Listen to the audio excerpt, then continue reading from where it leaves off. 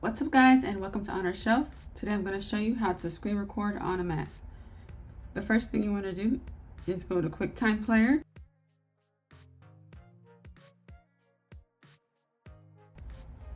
Then go to File and New Screen Recording.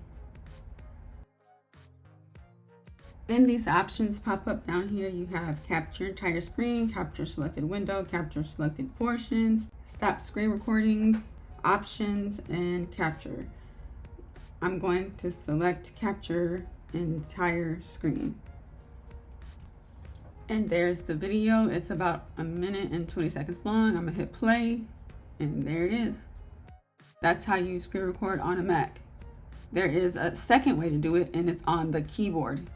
You hit Command-Shift-5 and the options will pop up for screen recording. And it is recording the screen. And there is the screen record video. I hope this video was helpful. Comment, like, and share this video. Subscribe. Take care. I'll see you guys in the next one, and thanks for watching. Bye.